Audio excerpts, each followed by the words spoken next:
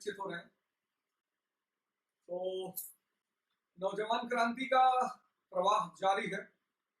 कर्नाटक से कल 2 बड़े अच्छे मैसेज आए मेरे पास और मैं सबका शुक्रगुजार हूँ। चंद्रदीप सरकार बंगाल से, उन्होंने मुझे फोन किया, मैं उनका भी शुक्रगुजार हूँ। और लड़ाई जारी है, संघर्ष चलता रहेगा, युद्ध चलता रहेगा, कोई बात नहीं, वो सब तो पार्ट ऑफ लाइफ ही है। और हम अगर अपने देश के काम आए तो उससे बड़ी सौभाग्यशाली कोई बात नहीं होगी।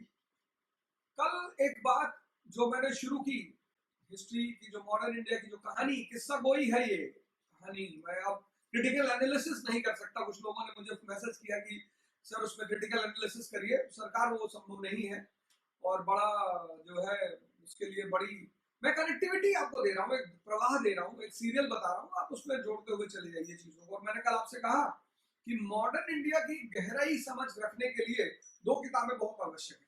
2 books are very important. One is India's Independence First Struggle by Vipin चंद्र और दूसरा है सुमित सरकार। दोनों बहुत इंपॉर्टेंट है और दोनों को लेने के बाद एक अच्छा पर्सपेक्टिव पैदा होता है मॉडर्न इंडिया को समझने। तो सरकार कहानी शुरू हुई और कल कहानी पहुंची गांधी जी के आगमन पर। मेरे बड़े सारे मित्र हैं, बड़े सारे दोस्त हैं, फ्रेंड्स हैं जो मुझसे बार बार कह रहते हैं हम बड़ी मेहनत करते हैं सर, रिजल्ट नहीं मिल रहा, हम ये कर रहे हैं, हम वो कर रहे हैं। सर, डिफीट, डिप्रेशन और डायरेक्शन, इन तीनों का बड़ा अंतर संबंध है। डिफीट, डिप्रेशन और डायरेक्शन, दिशा जहां भी गलत है, जैसे फॉर एग्जांपल आप ये क्लियर करें कि आपको जिंदगी में नौकरी चाहिए या आपको अपना एम्बिशन पूरा करना है, दोनों बिल्कुल अलग अलग बातें हैं। एक आदमी चपरासी की नौकरी कर कर भी एम्बिशियस हो सकता है, इस बात पे गौर करिएगा। एक आदमी रिक्शा चलाकर भी एम्बिशियस हो सकता है। जीविकोपार्जन, खाना पीना, ये तो मेंटेन करना ही पड़ेगा ना सर, लेकिन एम्बिशन की मांग ही अलग है। We all are ordinary. हम सब, अभी दोपहर के लेक्चर में मैंने यही बात कही कि हम सब ऑर्डिनरी हैं। जब उस ऑर्डिनरी में आप कुछ एक्स्ट्रा जोड़ देते हो, एक्स्ट्रा, एम्बिशन की रिक्वायरमेंट वही है। जब उस ऑर्डिनरी में आप एक्स्ट्रा जोड़ देते हो तब आप एक्स्ट्रा ऑर्डिनरी हो जाते हो। जैसे फॉर एग्जांपल आपने एक टारगेट सेट किया और आप टारगेट नहीं पूरा कर पाए, तो आपने खुद को पनिशमेंट दी। 98% लोग जो काम नहीं करते, अगर आप वो करते हैं तो आप उनसे अलग हैं। इस दुनिया में कोई भी व्यक्ति अपनी गलती के लिए खुद को पनिश कभी नहीं करता। आप करिए, जितना ज्यादा एक्स्ट्रा आप अपनी पर्सनालिटी में ऐड करते चले जाएंगे उतने आप एक्स्ट्रा ऑर्डिनरी हो जाएंगे। एग्जाम्पल मैं आपको सुनाता हूँ गांधी जी का। कालन बेक, आपको हमें गांधी जी के बारे में ही शुरू करना है। कालन बेक जर्मन पत्रकार था, गांधी जी से मिलने आया। उसने गांधी जी को कहा कि गांधी जी बड़ा नाटक, बड़ा ड्रामा करते हैं और मैं इनके सारे ड्रामों को एक्सपोज करूंगा। काहे के संत, काहे के महात्मा, मैं 24 घंटे इनके साथ रहूंगा, मैं देखूंगा कैसे महात्मा आएंगे। गांधी ने कहा ठीक है, बिल्कुल रहने दो मेरे साथ। आश्रम में आए, रहने लगे। पहले दिन सुबह नाश्ता आया तो आश्रम का नियम है कि जो आश्रम में बनेगा वही आपको मिलेगा। तो रोटी और चटनी आई, और हरी हरी चटनी। कालन बेग को लगा कि पुदीना, धनिया, अदरक और आम मिला बनी होगी चटनी। गांधी जी ने एक टुकड़ा लिया, खाना शुरू किया। कालन बेग ने जब पहला टुकड़ा लेकर मुंह में डाला तो उसे उल्टी आ गई, क्योंकि चटनी तो नीम की पत्ती की थी। कालन बेग की तो हालत खराब हो गई। कालन बेग को लगा कि धीरे धीरे, कालन बेग जर्मन है, कालन बेग को लगा कि धीरे धीरे खा के मरने से अच्छा है कि एक ही बार में पूरी चटनी खा के हजम कर लो। उसने पूरी चटनी उठाई और मुंह में डाल के एक गिलास पानी पी गया। तो गांधी जी कस्तूरबा जी की तरफ पलटे और उन्होंने कहा कि देखा, मैं तुमसे कहता था ना कि आश्रम की हर चीज इसको पसंद आएगी, चटनी इसको बहुत पसंद आई, और ला कर दो।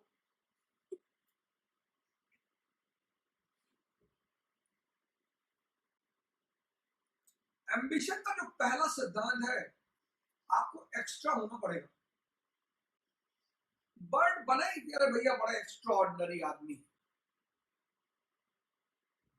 आप हिटलर की जीवनी पढ़ो, आप लिंकन की जीवनी पढ़ो, आप जितनी बड़ी पर्सनालिटी है सबकी जीवनी पढ़ो, आपको उनकी जीने के अंदाज में एक्स्ट्रा चीज मिलेगी, एक्स्ट्रा। डॉक्टर अंबेडकर लंदन की लाइब्रेरी में जाते थे, पैसा होता नहीं था, तो जब खाने का टाइम दोपहर का होता था तो एक पैटीज उनके जेब में होती थी, उसको वहीं सर मेज पे सर रख के वो पैटीज खा के, क्योंकि लाइब्रेरी में खाना बना था, और वहीं पानी पी के बैठ जाते थे। लाइब्रेरियन ने एक दिन पकड़ लिया, डिसमिस कर दिया उन्होंने। जब उन्हें डिसमिस किया तब उन्होंने उस लाइब्रेरियन को अपनी कहानी बताई। पहले जाकर रोए नहीं वो, और उन्होंने ये नहीं कहा कि मैं गरीब हूं, क्योंकि आपके अंदर जो कॉन्शियस है तो बेशकीमती है। मैं लोगों को सुनता कि सर हम बहुत गरीब हैं, क्या हुआ? हाँ, आपके पास पैसा नहीं होगा इस वक्त, गरीब कोई नहीं है। जब तक सांसें चल रही हैं और आदमी जिंदा है तब तक कोई गरीब नहीं है। पैसा, गांधी जी के पास नहीं है पैसा, वो गरीब है। टाटा आकर उनके साथ बैठता है, जमीन पर बैठता, बिरला, जमनालाल बजाज, पुरुषोत्तम भाई ठाकुर, सब जमीन पर बैठते हैं उनके सामने। पैसा नहीं है उनके पास, गरीब है।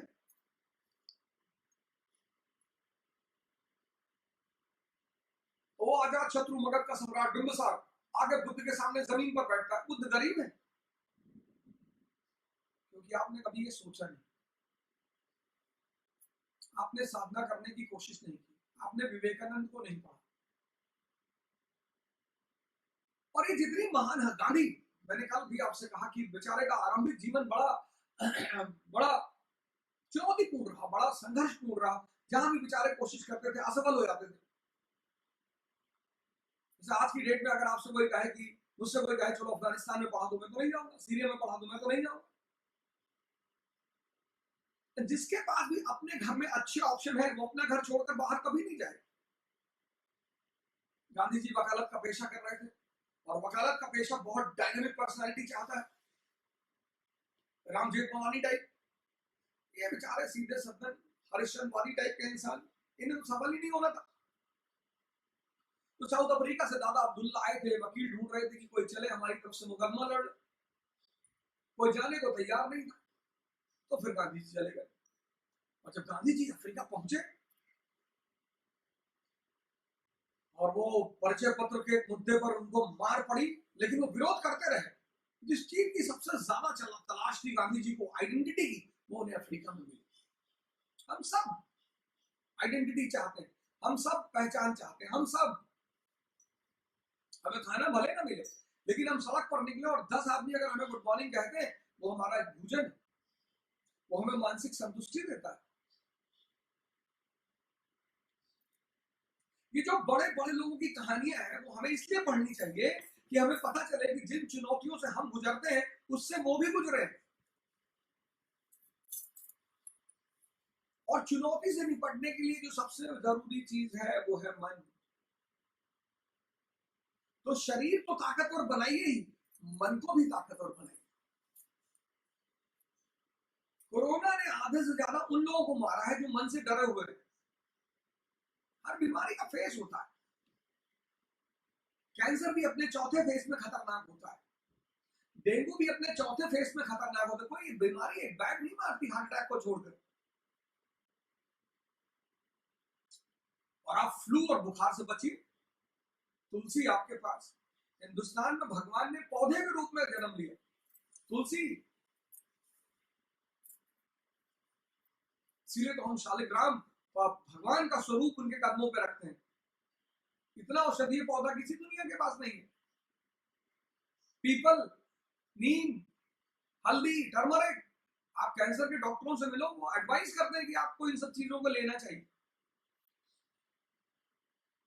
तो गांधी एक कहानी है, एक आम आदमी की महान आदमी बनने की कहानी। उनकी जीवनी आप जरूर पढ़ें, माय एक्सपेरिमेंट विद ट्रुथ आप जरूर पढ़ें। हर एम्बिशियस आदमी को, मैं तो कहूंगा हर आदमी को उनकी जीवनी पढ़नी चाहिए। वहां से आपको पता चलेगा एक व्यक्ति के ट्रांसफॉर्मेशन की कहानी। अगर आप दो अंधों के गाइडेंस में चल रहे हैं तो आपका पतन सुनिश्चित। कौन से दो अंधे? एक आपका मन और एक आपकी सेंसेस। हमारी जिंदगी शुरू ही यहां से होती है। कल मैंने आपको द्विज का सिद्धांत बताया, ट्वाइस बॉर्न, एक जन्म मां देती है और हमारी जिंदगी शुरू होती है इंद्रियों से और मन से। और ये दोनों अंधे हैं, इसीलिए गीता में एक को धृतराष्ट्र कहा, एक को गंधारी कहा, और दोनों का बेटा दुर्योधन। इसलिए कृष्ण चाहिए ही चाहिए, गुरु जो आपको लगाम पकड़ना सिखा दे। लगाम यानी सांसें।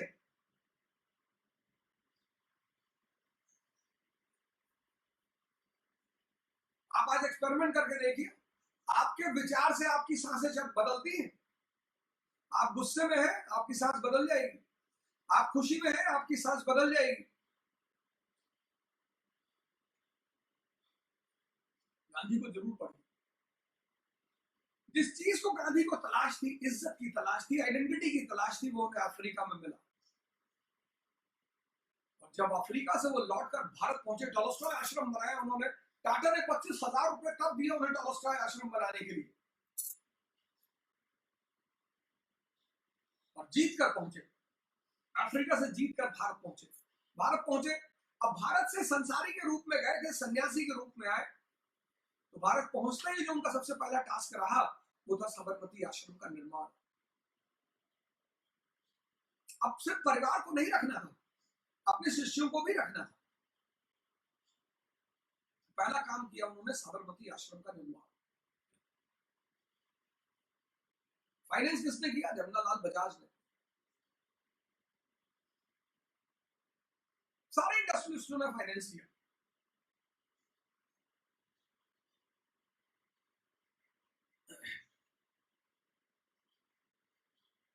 लेकिन और 1915 से 1919 तक गांधी है तो हिंदुस्तान में, लेकिन राजनीतिक रूप से सक्रिय नहीं है।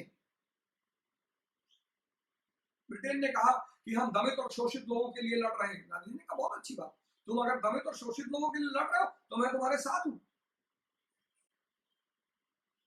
और गांधी जी ने प्रथम विश्व युद्ध में ब्रिटेन की सेना में सिपाही भर्ती कराए, इसलिए उन्हें रिक्रूटिंग सार्जेंट भी कहा गया। पूरे भारत का दौरा करते रहे। किसी भी चीज में घुसने से पहले उसको समझना बहुत जरूरी है। आईएएस की तैयारी करने लोग आ जाते हैं, उसके एग्जाम के प्रारूप को, उसके एग्जामिनेशन पैटर्न को, टाइप ऑफ क्वेश्चन को वो जानने की कोशिश ही नहीं करते। और 1915 से 1919 का जो दौर है गांधी जी का, वो एक्सपेरिमेंट का दौर, प्रयोगों का दौर है। और उनकी 3 प्रयोगशालाएं हैं। पहली प्रयोगशाला है चंपारण। 1917 राजकुमार शुक्ला जी आते हैं, उन्हें लेकर जाते हैं कि बाबा हमारे यहाँ किसानों की हालत बहुत खराब। शुरू में तो गांधी जी थोड़ा सा अवॉइड करते हैं, लेकिन फिर वो तैयार होते हैं, ठीक है हम चलेंगे। वो चंपारण पहुंचते हैं। चंपारण का कमिश्नर उन्हें ऑर्डर देता है कि आप यहाँ से हट जाए, चले जाए। गांधी जी ने कहा मैं तो नहीं जाऊंगा। और कमिश्नर के ऑर्डर की अवहेलना करना, इग्नोर करना। 1917 आज एसएचओ की ऑर्डर को इग्नोर करना बहुत बड़ी बात। तो जनता, चंपारण की जनता बोला दमदार आदमी है, ऐसा थोड़ा है, हल्के में थोड़े, महात्मा है हमारा। और हिंदुस्तान में संतों की हमेशा इज्जत रही, हमने संतों को कभी नहीं माना। मध्यकाल में एक आध घटनाएं घटी हैं, लेकिन मुगलों को उसकी भरपाई करनी पड़ी। हमने संतों को कभी नहीं माना। कहते ना कुछ बात है कि हस्ती मिटती नहीं हमारी, सदियों रहा है दुश्मन दौरे जहां हमारा। यही बात है, हमने संतों को कभी नहीं माना। संत मतलब वो व्यक्ति जिसे भगवान बनाने का फॉर्मूला पता है।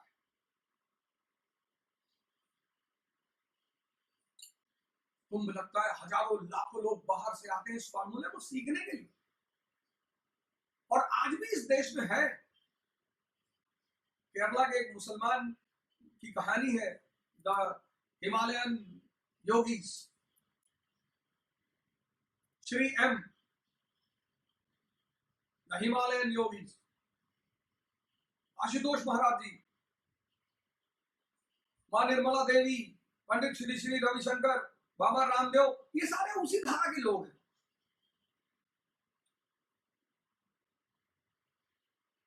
ये सारे उसी धारा के लोग, इसलिए हिंदुस्तान की हस्ती नहीं मिटती। और कोई बात नहीं, क्योंकि यहाँ एनलाइटेंड सोल्स रहते हैं। चंपारण पहुंचे, जनता बड़ी प्रभावित हुई, लेकिन जनता के साथ उन्होंने सरकार को भी प्रभावित किया। आमतौर पर कोई नेता को मुद्दा दीजिए, आपने गुजरात दंगों में एक लेडी का नाम सुना होगा, जाहिरा शेख का। तो पूरा घर, बेस्ट बेकरी कांड हुआ था, उसका पूरा घर जला दिया गया था, उसके लोग मार डाले गए। और इस नेताओं ने उसको प्रवोक किया कि तुम लड़ो, हम तुम्हारे साथ हैं। वो बेचारी लड़ती रही और अंततः जाहिरा शेख को ही सजा हो गई।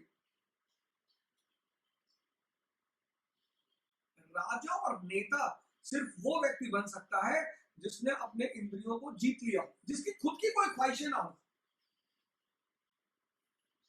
तब वो महान राजा होगा, तब वो अपनी जनता की भलाई सोचने वाला राजा होगा, जैसे राम।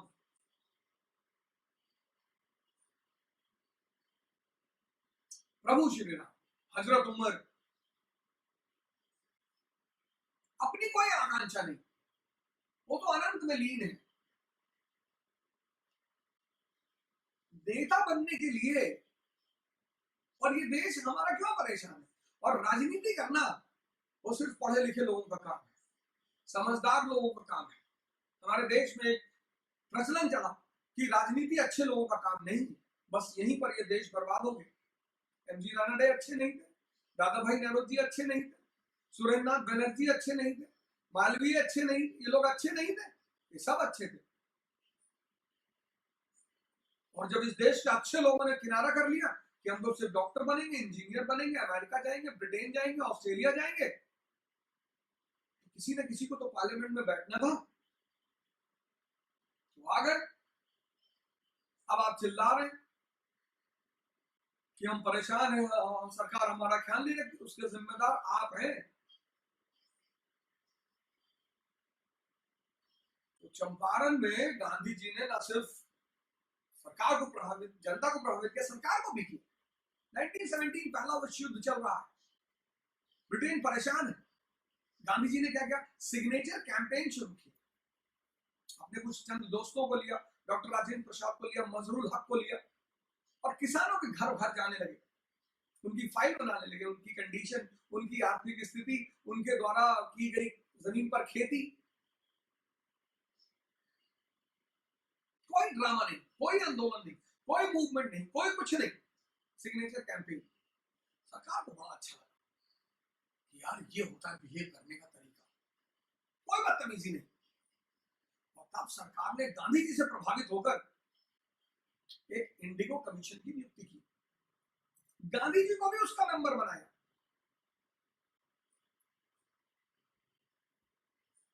जब गांधी जी उस इंडिगो कमीशन के मेंबर बने तो उन्होंने कोई वर्बल एविडेंस नहीं दिया। 8,000 फाइलें बनाई थी उन्होंने, वो 8,000 फाइलें उन्होंने कमीशन के सामने रख दी। इसको कहते हैं काम करने का तरीका। उन्होंने सरकार से कहा कि साहब ये 8,000 फाइलें हैं, इनको आप चेक कर लीजिए। और जब सरकार ने उन फाइलों पर R&D किया तो उन्हें पता चला कि यार फाइलों में जो भी मेंशन किया गया वो सब सही है, और तिनकटिया सिस्टम खत्म कर दिया गया। 25% कंपेंसेशन देने की बात कही गई। ये गांधी की पहली विक्ट्री थी, और सिर्फ विक्ट्री ही नहीं थी, ये गांधी का पहला लैब था जहां पर गांधी जी ने सीखा। क्या सीखा कि भारत के किसानों की कंडीशन क्या है, भारत के किसानों की दशा क्या है, आगे उन्हें इन्हीं के साथ लेकर लड़ना था। उनकी दूसरी सबसे बड़ी लेबोरेटरी रही अहमदाबाद, जहां पे मिल स्ट्राइक हुई। किसने बुलाया गांधी जी को कि मिल स्ट्राइक का मुद्दा सुलझाया जाए? वहां के कलेक्टर ने, और अंग्रेज कलेक्टर ने दिमाग लगाया कि उद्योगपति गांधी जी के दोस्त हैं और मजदूर गांधी जी के फॉलोवर हैं, और गांधी जी दोनों में से किसी का एक पक्ष लेंगे और कोई एक इनसे नाराज हो जाएगा। महान तो महान ही है। गांधी जी ने एक ट्रिब्यूनल बना दिया, ट्रिब्यूनल में दोनों के मेंबर बैठा दिए, उद्योगपतियों के भी, मजदूरों के भी, कि भैया बैठ के मामले को सॉल्व कर। प्लेग बोनस का मामला था, बोनस प्लेग खत्म हो चुका था, मिल मालिकों ने कहा था हम बोनस नहीं देंगे। मजदूरों ने कहा कि साहब बीमारी तो खत्म हो गई है, एक दुनियावी प्लेग आ गया है, वर्ल्डली प्लेग। उद्योगपतियों ने कहा दुनियावी कौन सा? अरे बोले सर महंगाई। तो उद्योगपतियों ने कहा कि ठीक है, जितना दिया जा रहा है उसका 20% और देंगे। तो गांधी जी ने कैलकुलेट किया मजदूरों की सैलरी, उद्योगपतियों का प्रॉफिट और इन्फ्लेशन, तीनों चीजों को कैलकुलेट करके गांधी जी ने कहा कि नहीं, 35% दे दो। उद्योगपतियों ने कहा 35% नहीं देंगे, तो फिर गांधी जी मजदूरों को लेकर चले गए स्ट्राइक।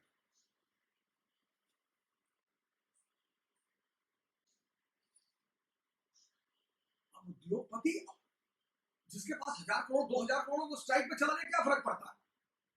मजदूर चले गए स्ट्राइक पर। मजदूर कौन? सबसिस्टेंस इकोनॉमी के लोग, ये चले गए स्ट्राइक पे। इनके बच्चे खाने बगैर मिलने लगे, इनके परिवार में चूल्हा जलना बंद हो गया। बीवी ने कहा मैं तो मायके जा रही। तो फिर मजदूरों को लगा कि नहीं यार, हमको तो वापस लौटना पड़ेगा। यहाँ गांधी जी को जो सबसे बड़ी बात पता चली कि common man can not fight for ever. हम वैष्णो देवी जाते हैं, 14 किलोमीटर 4-10 घंटे में करते हैं। परवान नगरोटा का जो बेस है कमांडो, वो तो 45 मिनट में जाते हैं ऊपर, 45 मिनट में नीचे आते हैं। ट्रेन्ड लोग हैं, स्पेशलाइज्ड लोग, गन और हैंड बैग्स।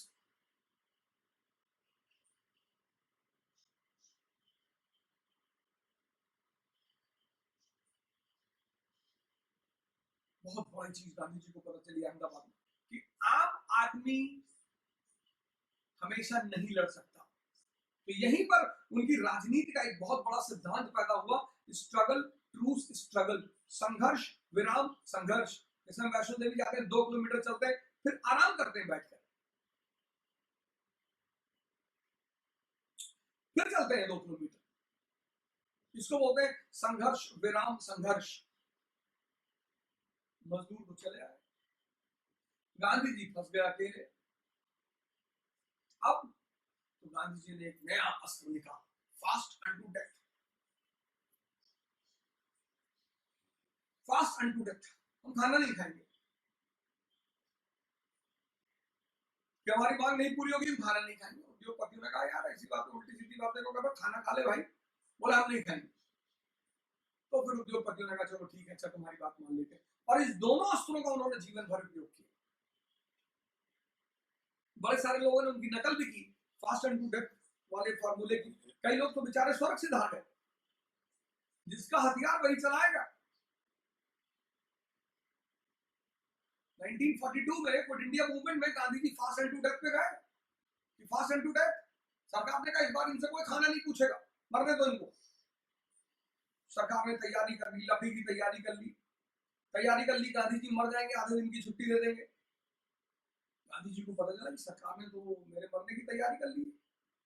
तो 22वें दिन गांधी जी ने सरदार पटेल को बुलाया कि एक गिलास जूस लेकर आओ। सरकार ने पूछा कि कौन बोला तुमको फास्ट तोड़ने के लिए? बोले कोई नहीं बोला। हमारे धर्मशास्त्र कहते हैं कि this body is the abode of God, ये शरीर भगवान का घर है, इसको बहुत ज्यादा कष्ट नहीं देना चाहिए। अंग्रेजों ने कहा कि तुम्हारी इसी अदा पे मरते हैं, ये जो तुम्हारी अदा है ना, ये दाहिने से बच के निकल जाते हो। बहुत बढ़िया। गांधी तो गांधी। तो अहमदाबाद में उन्होंने 2 चीजें सीखी, एक संघर्ष विराम संघर्ष की नीति सीखी और एक उन्होंने फास्ट एंड टू डेथ के फॉर्मूले को सीखा। फिर तीसरा उनका लेबोरेटरी रहा, खेड़ा सत्याग्रह। वहां भी उन्होंने किसानों के मुद्दे को लेकर उठाया। फेमाइन के टाइम पर रेंट की मांग चल रही थी, उस मुद्दे को उठाया 1918 में। 1918 में फर्स्ट वर्ल्ड वॉर खत्म हो गया। गांधी जी को बड़ी आशा थी कि अंग्रेज कुछ बड़ा तोहफा देंगे, और अंग्रेजों ने एक बहुत भयंकर तोहफा दिया, रोलेक्स एक्ट 1919। अंग्रेजों को पता था कि वॉर खत्म हो चुका है, परेशानियां बढ़ेंगी, चुनौतियां बढ़ेंगी, महंगाई बढ़ेगी। उन्हें पता था कि गांधी जो है साउथ अफ्रीका में अच्छा खेल कर आए और इंडिया में आईपीएल भी अच्छा खेला इन्होंने। आईपीएल के 3 मैच इन्होंने बड़े अच्छे खेले, चंपारण, अहमदाबाद और खेड़ा। तो लगा था कि ये आदमी यहाँ भी खेले और नेशनल टीम में घुसने की कोशिश करे। तो रोल अटैक आ गया कि इससे पहले कोई बदतमीजी करे डरा दो, इंप्रिजनमेंट विदाउट ट्रायल। आज आपके पास हैबियस कॉर्पस है ना, पुलिस आपको अगर पकड़ के ले आती तो 24 घंटे के अंदर उसे नियरेस्ट कोर्ट के पास ले जाना पड़ेगा, रीजन बताना पड़ेगा। लेकिन रॉलेट में आप हैबियस कॉर्पस को यूज नहीं कर सकते थे। Imprisonment without trial minimum 2 years। Gandhi ने कहा मैक्सिमम बोले 200 years। गांधी जी को लगा ये धोखा हो गया यार। तो यहीं से गांधी जी के भारत में राजनीतिक कैरियर की शुरुआत हुई। Rowlatt Satyagraha 1919। 6 April 1919 Gandhi declared as a day of national strike. बोले 6 अप्रैल 1919 राष्ट्रीय हड़ताल। जो पता था कि ये अच्छा खिलाड़ी है गुजरात का और खेलेगा पक्का। पब्लिक में और खौफ पैदा करना था। पंजाब बड़ा सेंसिटिव इलाका था, तो वहां के सारे प्रमुख लीडर पकड़ लिए गए, मार्शल लॉ लगा दिया गया। और उसी वक्त 13 अप्रैल के दिन बैसाखी पड़ गई। लोग इकट्ठा हुए गोल्डन टेम्पल में बैसाखी के लिए, ज्यादातर रूरल एरिया के लोग, गांव के लोग। और राजनेताओं को लगा कि बड़ा अच्छा मौका है, इस परिस्थिति को यूज कर लिए गए।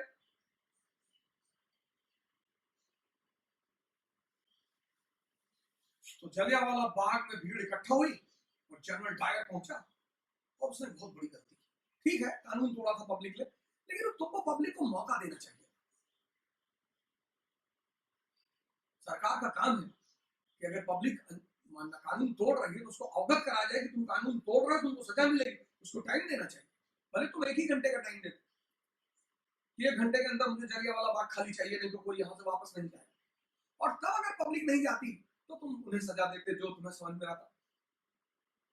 लेकिन जनरल डायर ने एक नरसंहार कराया, जलियांवाला बाग मैसेकर 1990। खौफ तो नहीं पैदा हुआ साहब, लेकिन उससे आग भड़की जरूर। तो अब हिंदुस्तान की जो स्थिति है 1919 के बाद, लोग बहुत दुखी हैं। Rowlatt act, Jallianwala Bagh massacre, लोग परेशान हैं। Economic tensions, economic challenges, inflation. उसी में वो एक्ट आ गया 1919। और 1919 के एक्ट में डायरकी दे दी।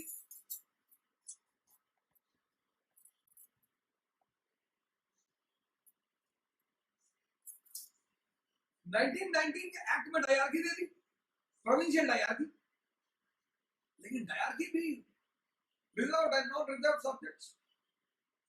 कहने के लिए तो हिंदुस्तानियों को रिजर्व सब्जेक्ट में हिस्सा दिया गया, नॉन रिजर्व में। लेकिन फिर वही अधिकार कुछ भी नहीं, शक्ति कुछ भी नहीं। तो Rowlatt act, Jallianwala Bagh massacre, 1919 अधिनियम की निराशा। और फिर इन सारी परिस्थितियों को गांधी जी ने एक लेटर लिखा वायसरॉय को कि सरकार आप राजा हैं हमारे और हम प्रजा हैं आपकी सरकार, और आपका काम है हमें मुसीबत से बाहर निकालना। वायसरॉय ने उस लेटर को फाड़कर डब्बे में फेंक कि जाओ जो करना है करो। और ये सारी परिस्थिति रीजन बनी भारत के सबसे बड़े मास, सबसे अहम मास मूवमेंट की, जिसको नॉन कोऑपरेशन मूवमेंट कहा गया। 1920 का नॉन कोऑपरेशन मूवमेंट।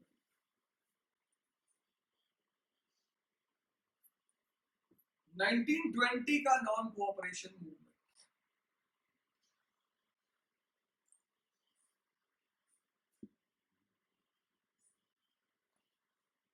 हम महान लोगों की जो सबसे बड़ी बात है कि ऑड में अच्छा खेलते हैं। ऑड में 50 ओवर का मैच है, अब विमोर्दी टीम ने 200 रन बनाए हैं, तो कोई बहुत बड़ा चैलेंज नहीं।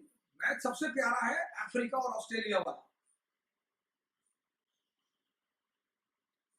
434 रन ऑस्ट्रेलिया, और रिकी पॉन्टिंग तो उतरता ही फील्ड पे इसी अंदाज को लेकर कि यार अब इस मैच में कुछ है नहीं, बस खेलना ही है। कभी कभी मैंने उस मैच को सेव कर रखा है, और जब भी कोई बात मेरे मन में आती है, बड़ी सारी घटनाएं हैं जिनको मैंने सेव कर रखा है, सिर्फ इसलिए कि मैं किसी विशेष परिस्थिति में उनको देखता हूँ। जब भी कोई बात मुझे लगती है कि यार ये थोड़ा सा चैलेंजिंग है, तो मैं उस मैच की कुछ क्लिपिंग्स देखता हूँ। फिर मुझे लगता है कि नहीं, सिर्फ मन का भ्रम है, चैलेंजिंग कुछ भी नहीं। मैंने आपसे कहा है कि मैं अपनी स्टोरी सुनाऊंगा 15 अप्रैल को अगर लॉकडाउन खत्म हो, और नहीं भी खत्म हो तो भी सुनाऊंगा, क्योंकि स्टोरी में 2 पार्ट है। एक पार्ट एक बहुत ही भटका हुआ इंसान, बहुत ही परेशान, जिसको कुछ पता ही नहीं, जज्बा है, करना चाहता है लेकिन रास्ते नहीं पता है। और रास्ते नहीं पता है तो उल्टे सीधे रास्ते पे चलेगा वो। हमारे देश में एक बहुत बड़ी बात यह है कि बहुत लोग आपके पास्ट से बड़ा कुछ कैलकुलेशन करते हैं कि यार तो भैया ऐसे करते थे पहले। अरे बुद्ध भी तो पहले ऐसे करते थे, भगवान बने कि नहीं? दिशा सही होनी चाहिए, दिमाग जिंदा होना चाहिए। मुझसे जितने लोग मिलते हैं, खासकर मेरे शहर गोंडा के जो लोग मुझसे मिलते हैं, मुझसे कहते हैं भैया ये सब कैसे कई डालो भैया। मैं कहता हूँ ध्यान करो, साधना करो, किसी संत को पकड़ो, गीता पढ़ो, कुरान पढ़ो, बाइबल पढ़ो, समझो इन बातों को।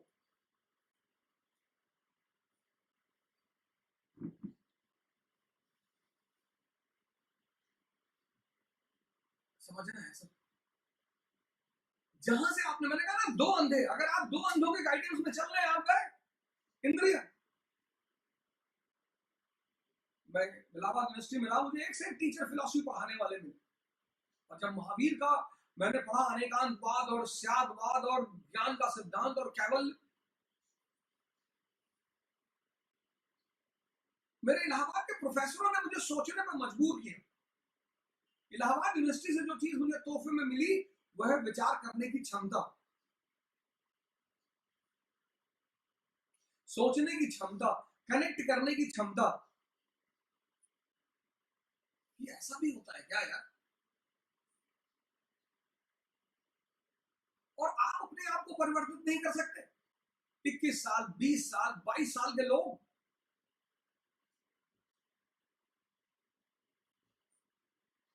मेरे पास लोग आते हैं सर डिप्रेशन में, मैंने यार एयर गन ले ले, 4-5 गोली चला दिया कर सुबह उठ के, बाद में तो ऑफिशियल गन मिल ही जाएगी। एक राजा वाला बाजार से क्राउन खरीद लो, एक तलवार ले लो, दिन में एक बार लगा के, और तलवार और रोल लगा के, और एक आदमी रख लो जो छाता पकड़ के पीछे तुम्हारे चल, थोड़ा सा फील पैदा कराओ कि तुम राजा हो। सर वो हमारे गांव के लोग कह रहे थे कि तुमसे आईएएस नहीं बन पाए, हो पाएगा तो आईपीएस बन जाना, जरूरी आईएएस बनो, आईपीएस बन जाना। उनसे कहना भैया सही कह रहे हो, आईएएस नहीं बन पाएंगे, हम आईपीएस बन जाएंगे, आईआरएस बन जाना, नेता बन जाना।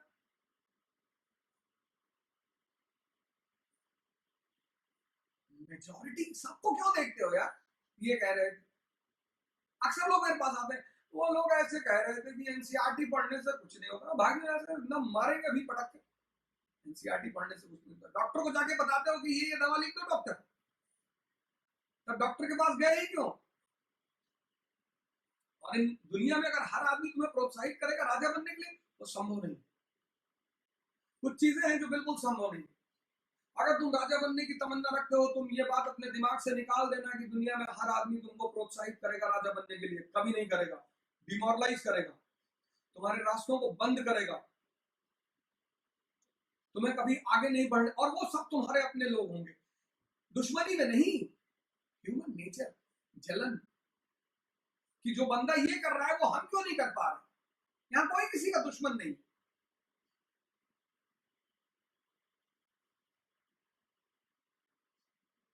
तुम अभी कहो लोगों से कि मैं सन्यासी बनने जा रहा हूं, खुश होंगे लोग अंदर से, तुम्हारे माँ बाप को छोड़कर, वो बेचारे दुखी हैं।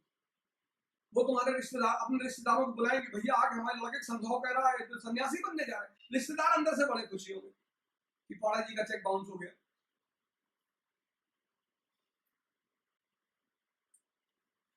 तुम एक बार अपनी तमन्नाओं को जो दूसरे को बताते हो उनको बताना छोड़ दो। यहां कोई किसी का दुश्मन नहीं। ये बात समझना ही अपने आप में बहुत बड़ी बात है। आज तुम बेरोजगार हो, तुम्हारे पास पैसा नहीं, जाओ किसी लड़की के घर रिश्ता मांगने, उसका बाप बहुत मारे तुमको, कुछ चीजें ट्रायल एक्सपेरिमेंटल तौर पे कर लिया करो, और कल आईएएस बन के जाओगे, फिर अगर उसकी दो बेटी कहेगा दोनों से कर ले, दोनों से कुछ नहीं होता बेटा, अब दो बीवी रखना ही चाहिए आदमी को। राजा दशरथ के 3 बीवियां थी, राजाओं को तो ज्यादा बीवियां रहती है बेटा। और तुम दुखी हो, तुम परेशान हो, तुम किसी की शादी में गए, तुमसे किसी ने पानी नहीं पूछा, क्यों पूछे? कभी किडनी पे गाना सुने हो? कभी किसी को सुना कहते हुए कि तुम मेरे लीवर में रहते हो? सब कहते हैं तुम मेरे दिल में रहते हो, तुम मेरे हार्ट में रहते हो। तुम्हारी यूटिलिटी तुम्हारा इंपॉर्टेंस निर्धारित करती है। किडनी पे फेल हो जाए, डायलिसिस चलती रहेगी, लीवर ट्रांसप्लांट हो जाएगा, हार्ट। तुम सिर्फ अपनी यूटिलिटी पैदा करो, सिर्फ एक चीज पे ध्यान लगाओ, अपनी यूटिलिटी पर। समाज पे ध्यान मत दो, ये हमें चाहते नहीं, हमें प्यार नहीं करते, क्यों परेशान हो सबसे प्यार करने के लिए?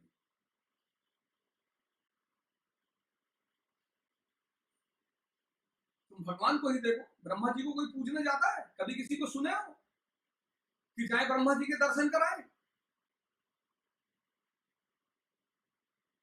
सब भगवान विष्णु के शरण में, शंकर जी के भोले भंडारी, भोले भंडारी, भोले बाबा कुछ ना कुछ सबको दे ही देते हैं। जो ना दे उसके पास नहीं जाओगे? अरे ब्रह्मा जी के पास जाओगे वो भी कुछ ना कुछ दे ही देंगे।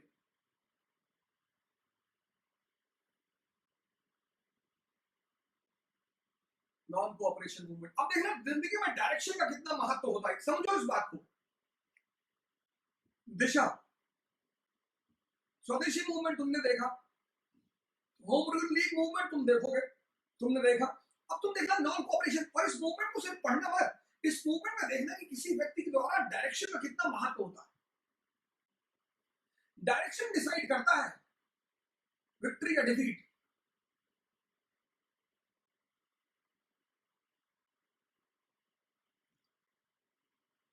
नॉन कोऑपरेशन मूवमेंट की जो सबसे खास बात, सबसे अहम बात, बहुत जबरदस्त जन समर्थन। भारत देश नहीं, भारत राष्ट्र नहीं, स्वदेशी मूवमेंट में भारत राष्ट्र नहीं था। एक मद्रासी किसी बंगाली के लिए क्यों लड़ेगा? पंजाबी बंगाली के लिए क्यों? आज सब एक दूसरे से नफरत करते हैं। आज मैंने रेयरिटी ऑफ रेयर में सुना किसी कहते हुए कि मैं हिंदुस्तानी हूं। आज लोग बंगाली हैं, बिहारी हैं, कश्मीरी हैं, पंजाबी हैं, तमिल हैं, कन्नड़ हैं। और उस वक्त 1905 1920 में भी भारत राष्ट्र नहीं था, लेकिन मास सपोर्ट बहुत ज्यादा था। कोई ना कोई वजह रही होगी। डायरेक्शन, नॉन कोऑपरेशन मूवमेंट से दो चीजें आप सीख सकते हो, दो बहुत बड़ी चीजें। पहली चीज, द रोल ऑफ डायरेक्शन, कि वो जो लीडर है ना, उसका जो डायरेक्शन है वो कितना इंपॉर्टेंट होता है। जिंदगी में डायरेक्शन का कितना महत्व है।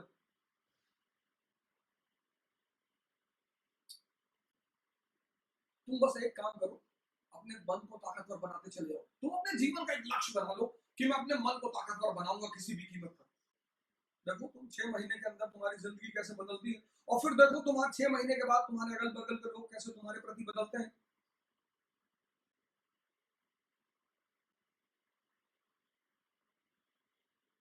एक आईएएस ऑफिसर तुमसे मिलता है, तुम उसका फोन नंबर चाहते हो। कभी रिक्शा वाले से फोन नंबर मांगे हो? कभी रिक्शे वाले को व्हाट्सएप ग्रुप में ऐड किया? जब तुम नहीं अपने से कमजोर लोगों को साथ रखना चाहते हो, तो तुमसे ज्यादा ताकतवर वाला आदमी तुम्हें क्यों साथ में रखे? कि डीएम साहब से मिलने गए थे, हमको भगा दी। तो सिद्धांत है, ये तो लॉ है।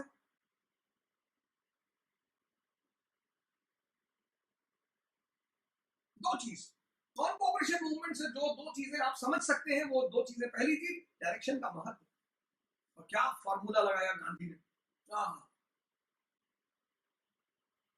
ह्यूमन साइकोलॉजी, डॉक्टर, नेता, टीचर, इन तीन लोगों को ह्यूमन साइकोलॉजी की बहुत अच्छी समझ होनी चाहिए। सिर्फ ज्ञान से काम नहीं चलेगा। कभी आप डॉक्टरों के पास जाइए, कितनी बड़ी बीमारी हो, आपको देख के कभी आवे कुछ नहीं है यार, जॉगिंग वॉगिंग करो, ठीक। आप 70% तो वही रिलैक्स हो गए। और अब डॉक्टर से मिलने गए, उसने आग ऐसे किया, दोनों आग और हाथ, और फिर जीभ दिखाओ, आ करो, वो है 70% आपका प्राण तो वही सूख गया। कि क्या हुआ डॉक्टर साहब? नहीं कुछ नहीं, लगता नहाए नहीं थे। ठीक है, डॉक्टर, वकील, इनको ज्ञान के साथ साइकोलॉजिस्ट भी होना, लीडर।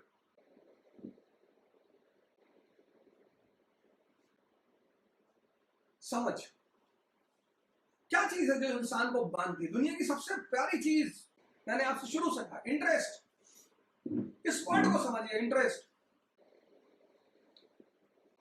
बड़ा प्यारी चीज है, इंटरेस्ट।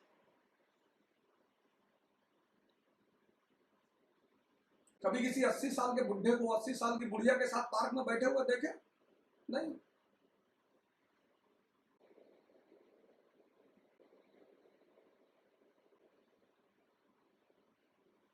एक 5 साल के लड़के का अगर टेलीफोन होगा तो उसके मोबाइल में डीपी में कौन होगा? माँ बाप दोनों होंगे 5 साल, क्योंकि उसको दोनों की जरूरत है।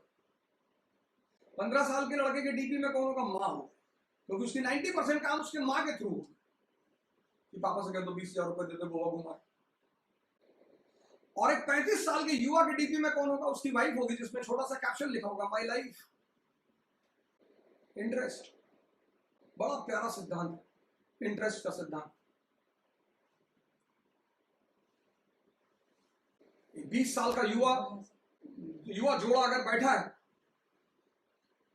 तो वो लड़का लड़की से कहेगा अपनी गर्लफ्रेंड से कि आंखें नहीं है, बियर बार है। तो स्त्री कहेगी अगर बार है तो डूब जा। कभी किसी 80 साल के बुजुर्ग से सुने, किसी 80 साल की बुढ़िया, अगर कोई बुढ़िया किसी बुजुर्ग को लगातार देखे तो बुढ़ा नाराज हो जाएगा, बंद कर ले आंखें, झेरू कर रही, बंद कर।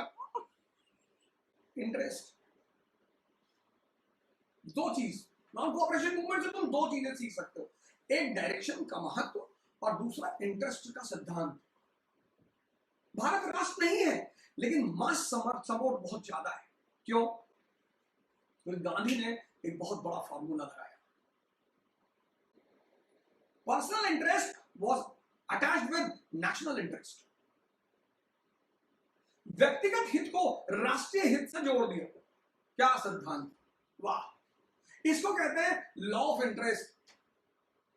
पंजाबी से उन्होंने कहा कि तुम अपने मुद्दे पे लड़ो, अकाली मुद्दा है तुम्हारा, अकाली दल बन चुका है। वो करप्ट प्रीस्ट तुम्हारा मुद्दा है, तुम अपने मुद्दे पे लड़ो। मुद्दा तुम्हारा मंच राष्ट्र का। यूपी के किसान एकम आंदोलन चल रहा था, बोले मुद्दा तुम्हारा मंच राष्ट्र का। हैदराबाद में फॉरेस्ट सत्याग्रह, असम में कुली सत्याग्रह। क्या सिद्धांत है, क्या मान! वो आदमी, जब लोग गांधी को गाली देते हैं तो मेरे बड़े सारे जानने वाले हैं। मैं मुखर्जी नगर में मकान में रहता था 847 में, तो उसके मकान मालिक मेरे पास एक छोटी सी गांधी की तब मार्बल की मूर्ति थी। तो एक बार वो मेरे कमरे में आए, बोले आप गांधी जी की मूर्ति रखे हुए हैं, चोर आदमी था, घटिया आदमी था ये। तो मैंने कहा क्यों ऐसा? अरे वो बहुत बदतमीज आदमी था ये, 70 साल की उम्र में 2 लड़कियों के कंधे पे हाथ रख के चलता था। मैंने कहा सर बुरा मत मानिएगा, आप 17 में नहीं चल पाए, ये 70 में चलता था, टैलेंट है सर। हमने कहा आपकी बीवी आपको ना हाथ रखने दे कंधे, बाजार में कहती नीचे रख लो, लोग देख रहे, बेइज्जती हो रही।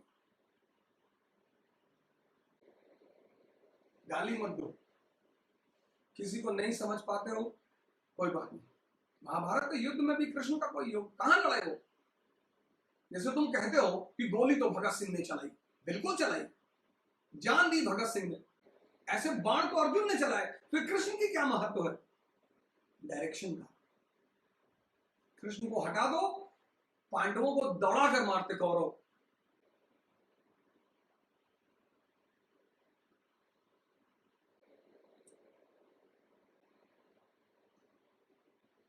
लेकिन तुम हर आदमी को समझा नहीं सकते, ये गलती मत करना। तुम पंजाब कैडर के आईएएस हो गए और तुम्हारा ड्राइवर सरदार है और तुमसे उसने कहा कि साहब गांधी जी की वजह से भगत सिंह को फांसी हुई, तुम उससे कहो बिल्कुल बहुत बढ़िया कह रहे हो, गांधी जी की फोटो पटक दो उठा। तुम सबसे बहस नहीं कर सकते, तुम सबको समझा नहीं सकते। भगवान बनने की कोशिश कभी मत करना, नहीं तो मारे जाओगे। कुछ चीजें अपनी डायरी में लिख लो कि वो चीजें जो भगवान नहीं कर पाए। कृष्ण का तो दुर्योधन को समझाना, जब भगवान सबको नहीं समझा सकता तुम समझाने जाओगे?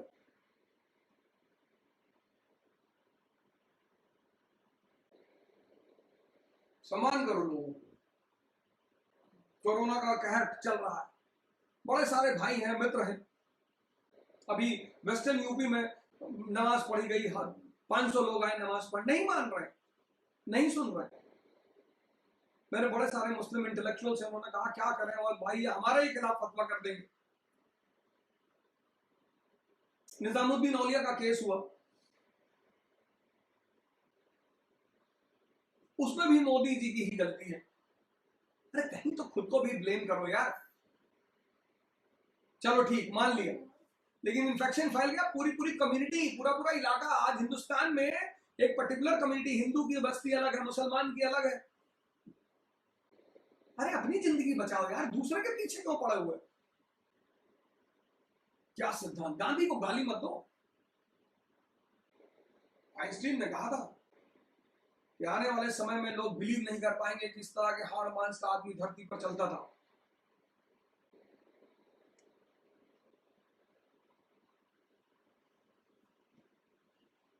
पहला फॉर्मूला, पहला स्टेप जो गांधी ने उठाया, व्यक्तिगत हित का सिद्धांत। व्यक्तिगत हित का सिद्धांत, पर्सनल इंटरेस्ट, नेशनल प्लेटफॉर्म। अरे झूम उठी जनता।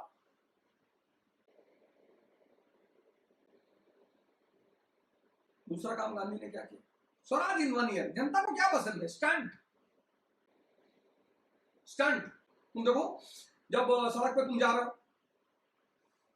और एक छोटी सी बच्ची ने 2 लाठियां लगा रखी, उस पर एक रस्सी बांध रखी, और वो रस्सी पे चल रही है डंडा लेके, लोग खड़े होकर देखते रहते हैं, मन में मनाते रहते हैं, भगवान गिर जाए, भगवान गिर जाए। यदि पूरा क्रॉस कर जाती तो लोग तालियां देंगे, निकल गए, बहुत बढ़िया। हम तो जानते थे जब कल आप IAS बन जाओगे तो ऐसे 50 लोग आपके घर आएंगे जो कहेंगे हम तो बचपन में जब तुम पैदा हुए तभी तुम्हारे वापस कहे थे कि इसकी कानी उंगली थोड़ी बड़ी है, तो IAS बनेगा।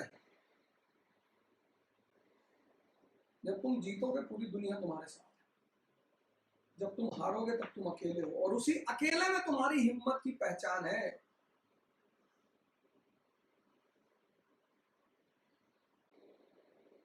उसी अकेलेपन में तुम्हारे साहस की पहचान है।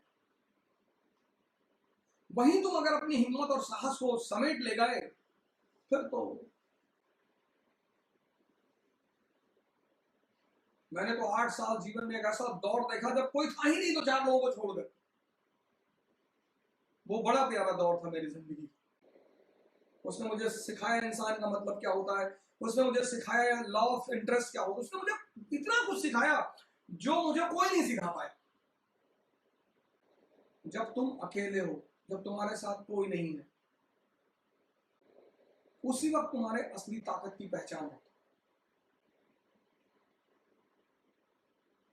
स्टंट। गांधी जी ने कहा स्वराज इन 1 ईयर। गांधी जी को पता था कि जो वायसरॉय है उनकी छोटी सी मांग नहीं मांग रहा, 1 साल में स्वराज कहां से मिले। Stunt, appeal the masses. Boycott का सिद्धांत अपनाया गांधी ने स्टाइल। गांधी जी ने अपील किया कि व्यक्तिगत या तो राष्ट्र सेवा करो या खुद की सेवा करो। तो तुम यहां देखोगे नॉन कोऑपरेशन में कि लोगों ने अपनी नौकरियां छोड़ दी, पेशे छोड़ दिए, बड़े सारे वकीलों ने अपने पेशे छोड़ दिए। स्वदेशी में जो है स्कूल खोले गए थे, अब राष्ट्रीय कॉलेज खोले गए, और राष्ट्रीय कॉलेज में 2 लोगों की बहुत बड़ी भूमिका रही, एक लाला लाजपत राय की पंजाब में और सुभाष चंद्र बोस की बंगाल में। और आंदोलन तो अरे बाप रे, नॉन कोऑपरेशन, गांधी मस्त, सरकार त्रस्त। आंदोलन 2 साल से ज्यादा बढ़ गया। अब गांधी जी को लगा कि यार मूवमेंट तो रोकना है, क्योंकि उनको अहमदाबाद मिल स्ट्राइक से एक बात पता चल गई थी कि आम आदमी हमेशा नहीं बढ़ सकता।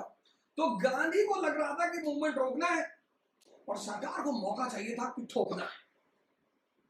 बस मौका मिल जाओ, पीट दें इनको, और इतना पीट दें, इस तरह से पीट दें कि ये दोबारा आए ना। दोनों को मौके की तलाश थी, गांधी को भी मौके की तलाश थी, सरकार को भी मौके की तलाश थी। हमारे पड़ोसी मुल्कों को लगता होगा यार हिंदुस्तान हमारा क्या कर देगा, हिंदुस्तान के लोग आपस में लड़ने वाले लोग, अब वो लोग नहीं है सर। हमारे पड़ोसियों को लगता होगा कि जब तक ये लोग समझेंगे कोरोना क्या है, तब तक इनकी आधी जनसंख्या को हम तोड़ देंगे। नहीं तोड़ पाओगे।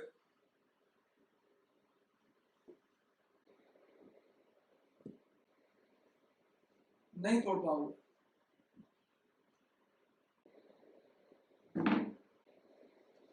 भारत को मिटा देंगे, नहीं मिटा पाओगे, कुछ नहीं कर पाओगे। अगर हथियार रखने से ताकत होती और पैसे रखने से ताकत होती तो अमेरिका वियतनाम से कभी नहीं हारता।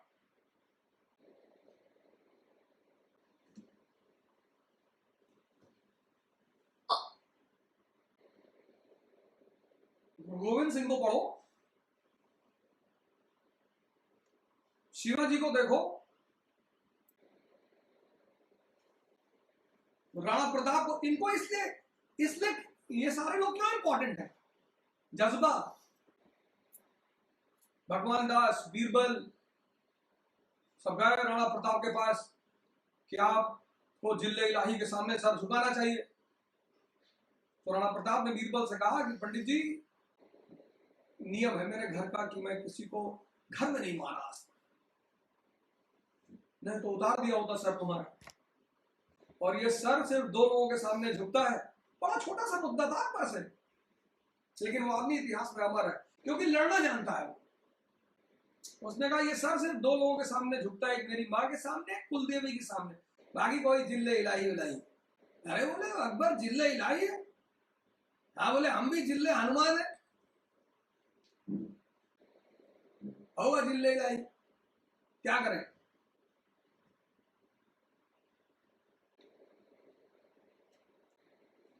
अकबर भी मर गए, राणा भी मर गए, लेकिन राणा ज्यादा जिंदा है।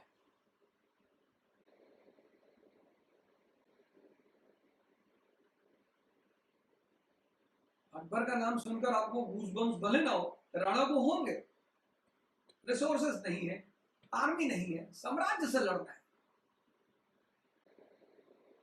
जज्बा है।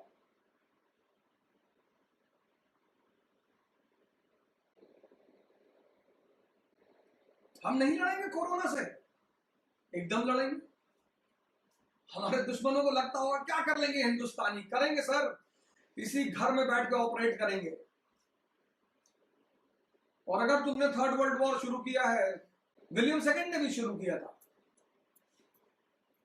चाइनीज को लगता है ना कि बड़ी दिमाग है इनके पास, और जिसको भी ये चीज लगता है वो हमेशा खतरे में रहता है।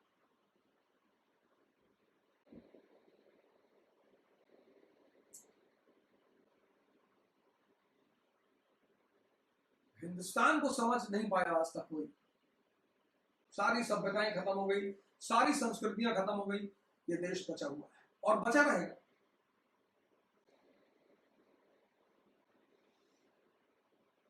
तो मैं आपसे अपील कर रहा हूं, रिक्वेस्ट कर रहा हूं, हाथ जोड़ रहा हूं, मिलकर रहो यार।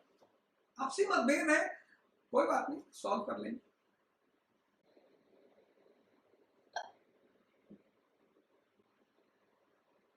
आपसी मनमुटाव है, सॉल्व कर लेंगे, कोई बात नहीं। डिफरेंसेस हैं, सॉल्व कर लेंगे, लेकिन आज इस विषम परिस्थिति में सब मिलकर लड़ेंगे।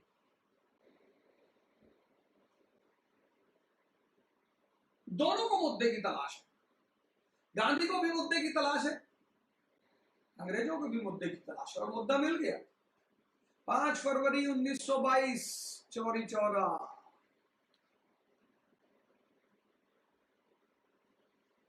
चोरी छोरा नहीं की, चौरी चौरा, चौरी चौरा। 22 पुलिस वालों सहित पुलिस चौकी में आग लगा दी। सरकार पर हमला है। दंगा तो पहले भी हुआ, प्रिंस ऑफ वेल्स जब आए तो दंगा तो मुंबई में तब भी हुआ था, पर वो दंगा था। यहां तो साम्राज्य, गवर्नमेंट पे हमला है, पुलिस वालों को मार रहे हैं आप, थाना जला रहे हैं। लेकिन इससे पहले कि सरकार एक्शन ले, गांधी जी ने क्या चाल चली, बोले end of the movement, end of non cooperation movement. I don't have any faith in non violence, in violence, sorry, मुझे हिंसा में कोई विश्वास नहीं, खत्म। अरे अंग्रेजों ने कहा कि यार एक हफ्ते और विश्वास रख लो, बोले ना है ही नहीं। और उस आदमी ने इस देश की आम जनता को मार खाने से बचा लिया। मट्टी पर लोग खड़े थे, बहुत आराम से पीटती एम्पायर, फिर कोई कभी नहीं आता। सजा किसको भुगतना पड़ा? गांधी को। पकड़े गए, 6 साल की सजा हुई।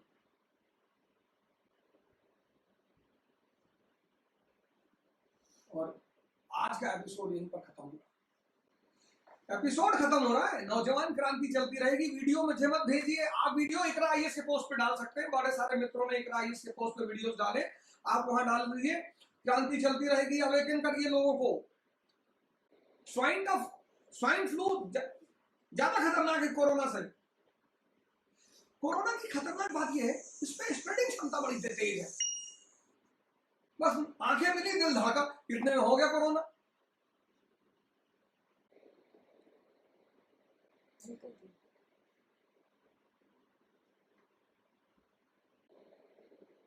इसकी स्प्रेडिंग क्षमता बहुत तेज है कोरोना की, ये खतरनाक। तो जागरूकता फैलाइए, लोगों को जगाइए, लड़ाई जारी रखिए। जय हिंद। हमारी बिटिया रानी कुछ कहेंगी आपसे, चलिए आइए जल्दी से कहें। नमस्कार भाई, सभी भाई बहनों को। आज मैं एक महाराज जी और उनके नौकर की स्टोरी सुनाने वाली हूँ। तो सुनिए। एक सेठ था और एक नौकर था। तो नौकर कहता है तो सेठ कहता है नौकर से कि खीर बना। तो नौकर खीर बनाता है। तो फिर सेठ कहता है कि जो सबसे अच्छा सपना देखेगा वो ये खीर खाएगा। तो फिर जब नौकर मनाता है, वो लोग सोने जाते हैं, सेठ ध्यान कर रहा होता है और नौकर सो रहा होता है। तो फिर नौकर ने देखता है कि शिव जी उससे हंटर से मार रहे हैं और कह रहे हैं अगर तुम ध्यान कर लेते तो तुम्हें भी अच्छा सपना आ जाता। और खीर किसने खाई पहले? तो खीर खाई नौकर ने।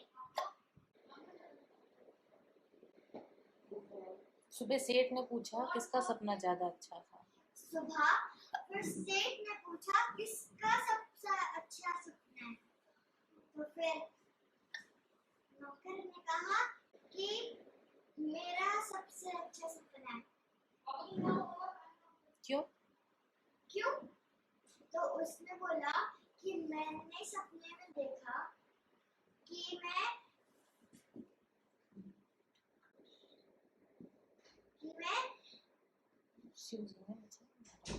शिव जी ने मुझे हंटर से मारा। कहा खीर खाया और खीर खिलाया।